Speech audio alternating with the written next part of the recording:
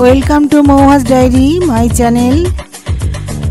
হে কৃষ্ণ করুণা সিন্ধু দীনবন্ধু জগৎপতে গোপেশ গোপিকা কান্ত রাধাকান্ত নমস্তুতে। হে কৃষ্ণ, হে গোপাল, হে মাধব, হে দামোদর। এই কার্তিক মাসে শ্রীকৃষ্ণকে দামোদর বলা হয়। তার মা তাকে দড়ি দিয়ে বেঁধে রাখত, সেই জন্যে তার নাম ছিল দামোদর।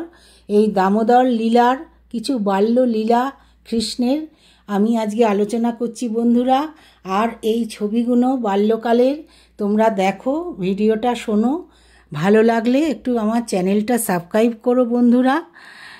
শ্রীকৃষ্ণের বাল্যকালের কাহিনীগুলো মূলত ঐশ্বরিক শক্তি, দুষ্টুমি এবং প্রেমময় প্রকৃতির ওপর ভিত্তি করেই তৈরি। তিনি একবার যখন কৃষ্ণকে তার মা যশোদা একটি দড়িতে বেঁধে রাখেন আর দুটো যমলার্জুন নামের অর্জুন গাছকে শ্রীকৃষ্ণ উপড়ে ফেলেছিলেন। দড়ি দিয়ে ওই গাছের সাথে যশোদা মা বেঁধে রেখেছিলেন। মাখন চুরি, ছোটোবেলায় কৃষ্ণ তার বন্ধুদের সাথে মিলে মাখন চুরি করতেন, যা তার দুষ্টুমি আর আনন্দময় প্রকৃতির প্রতীক। এই গোবর্ধন পর্বত হাতে তুলে নিয়ে ব্রজবাসীকে রক্ষা করেন আর কালিয়া নাগকে দমন করেন। আরও অনেক প্রেমের কাহিনী, বাল্যকালে কাহিনী। প্রেম ও দয়াময় ছিলেন বন্ধুদের প্রতি শ্রীকৃষ্ণের ভালোবাসা এবং গোপ ও ব্রজবাসীদের প্রতি তার প্রেমময় আচরণে সকলে মুগ্ধ থাকতেন। এই গল্পগুলি কৃষ্ণের বাল্যরূপ বা বাল্যকৃষ্ণ, বালকৃষ্ণের এক চমৎকার চিত্র তুলে ধরে, যা আমাদের এই পুরাণে শ্রীকৃষ্ণের আমাদের ভগবত পুরাণে ভগবান শ্রীকৃষ্ণকে আকর্ষণীয় বর্ণিত চরিত্রগুলির মধ্যে একটি হিসেবেই বিবেচনা করা হয়।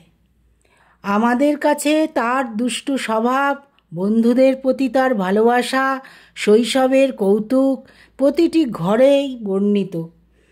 ছোটরা বড়রা সবাই শ্রীকৃষ্ণকে ভক্তি করে, ভালোবাসে। নানান রূপে শ্রীকৃষ্ণের পূজা করা হয়।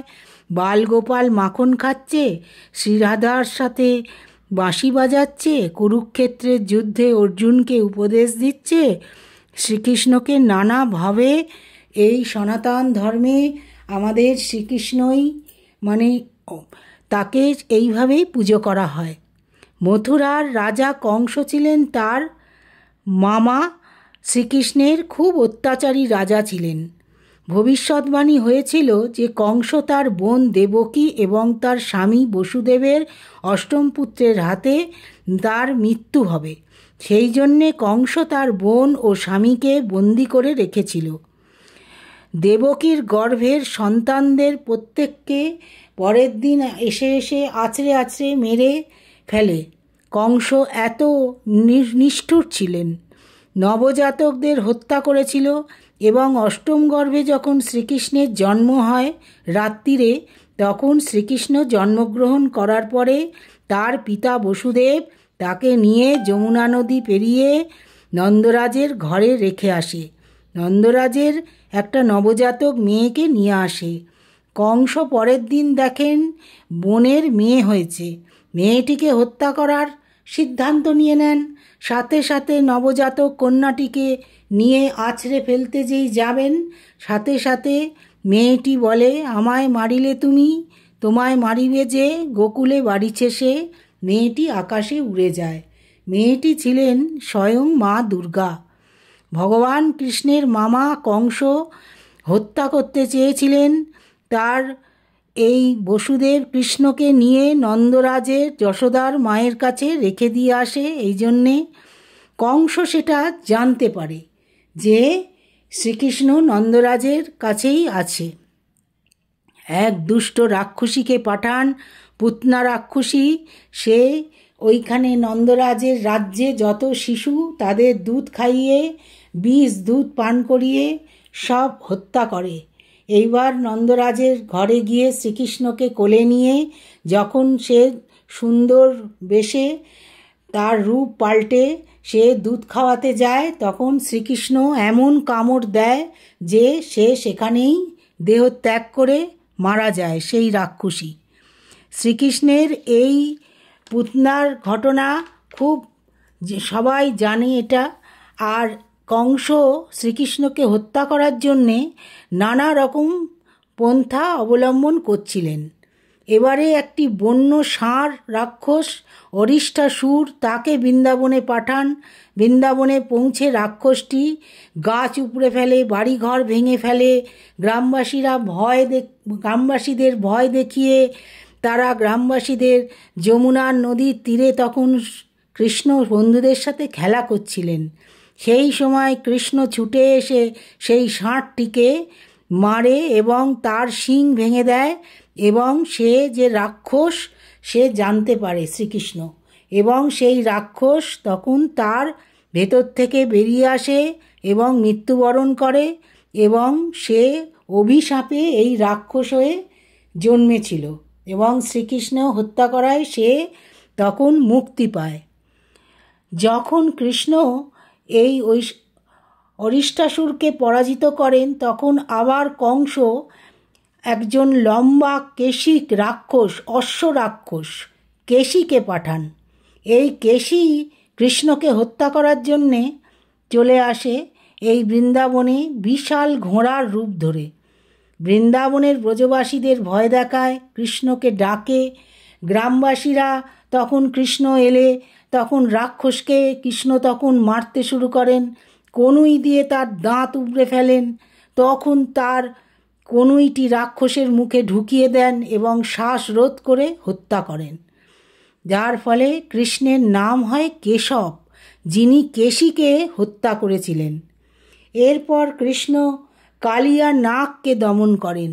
একবার কৃষ্ণ তার বন্ধুদের সাথে যমুনার তীরে বল খেলতে খেলতে বলটি নদী গর্ভে চলে যায়।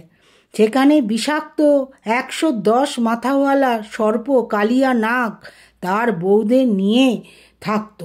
তার পরিবার নিয়ে সে ওখানে বাস করত। কালিয়া যমুনার জলকে বিষাক্ত করতে শুরু করেছিল। কৃষ্ণ বলটি উদ্ধার করার জন্যে জলে ঝাঁপ দেন এবং কালিয়ার মুখোমুখি হন। কালিয়াকে সতর্ক করে দেন যে এইখান থেকে এই বিষ বন্ধ করো এবং তুমি শান্তিতে বসবাস করো। কিন্তু ক্রোধে কালিয়া কৃষ্ণকে প্রত্যাখ্যান করেন। কৃষ্ণ তখন বিশাল আকার সর্পের সাথে যুদ্ধ করেন। কৃষ্ণ সমগ্র ব্রহ্মাণ্ডের ভার গ্রহণ করে এবং নাগের সাপের মাথার উপরে নৃত্য করতে থাকেন। শীঘ্রই তাকে পরাজিত করেন। সর্পের বউয়েরা প্রার্থনা করে যে তাদের স্বামীকে ছেড়ে দিন। এই বলে তারা সেখান থেকে চলে যায় এবং কৃষ্ণ বলে এখানে আর একদম যেন না আসে। এরপর গিরি গোবর্ধনের অধীনে গ্রামবাসীদের রক্ষা করেন। প্রতি বছর বৃন্দাবনে গ্রামবাসীরা ভগবান ইন্দ্রকে সন্তুষ্ট করার জন্যে তাকে প্রচুর নৈবেদ্য প্রদান করত। কৃষ্ণ এটি দেখেছিলেন এবং এই প্রথা নিয়ে প্রশ্ন তোলেন এবং বলে, গ্রামবাসীদের তোমাদের কর্ম তাদের খামার গবাদি পশুর প্রতি কর্তব্য পালনের মধ্যেই থাকবে। তিনি যুক্তি দিয়েছিলেন যে গ্রামবাসীরা জীবনে ইন্দ্রের চেয়ে গিরি গোবর্ধন পর্বতের ভূমিকা বেশি, কারণ গোবর্ধন তাদের গবাদি পশুদের জন্য খাদ্য সরবরাহ করতেন। অনিচ্ছা সত্ত্বেও গ্রামবাসীরা রাজি হয়ে বার্ষিক উৎসব বন্ধ করে দেন। ইন্দ্র তাই অহংকারে যুদ্ধ হয়ে ভীষণ ক্ষুব্ধ হয়ে যায়। বৃন্দাবনে প্রবল বৃষ্টি এবং বন্যা হয়। ইন্দ্র এত রেগে যায়। গ্রামবাসীরা কৃষ্ণের কাছে গিয়ে তাদের উদ্ধার করতে বলেন, কার কারণেই ইন্দ্র ক্ষুব্ধ হয়েছে। এরপর কৃষ্ণ আকারে বড় হন এবং তার বাম হাতের কনিষ্ঠ আঙুল দিয়ে গোবর্ধন গিরি পর্বত তুলে নেন। একটি বিশাল ছাতা তৈরি করে, তার নিচে সমস্ত গ্রামবাসীকে আশ্রয় নিতে বলে। 7 দিন 7 রাত ধরে বৃষ্টি থামেনি। অবশেষে ইন্দ্র তার ভুল বুঝতে পেরে পরাজয় মেনে নিলেন। কৃষ্ণ কাদা খায়। একবার যখন কৃষ্ণ ছোট ছিলেন তখন তিনি বড় ভাই বলরাম আর তার বন্ধুদের সাথে খেলা করছিলেন। বড় ছেলেরা গাছে উঠে ফল খেতে লাগলো। শ্রীকৃষ্ণ তা দেখে মাটির থেকে মাটি নিয়ে খেতে শুরু করলেন। সেই দেখে মা যশোদাকে ডেকে আনা হলো। মা যশোদা বললেন, কৃষ্ণ কাদা খাচ্ছে। মা যশোদা কানাকে মুখ খুলতে বলল। সে সত্যিই মাটি খাচ্ছিল। কেবল কানা জিজ্ঞেস করলো মা যশোদা যে, তুমি কি মাটি খাচ্ছিলে? কানা মাথা নাড়িয়ে বলল, না না। কিছুতেই কানা মুখ খুলবে না। অনেক পরে মা যশোদা তখন মা যশোদাকে মুখ খুলে দেখালো। মা যশোদা কানার মুখের ভেতর দেখল সমগ্র মহাবিশ্বকে। পৃথিবী, পাহাড়, সমুদ্র, ছায়াপথ, তারা, চন্দ্র, চলমান স্থির বস্তু, গ্রহ, উপগ্রহ, সব কিছু। মা যশোদা হতবাক হয়ে গেল।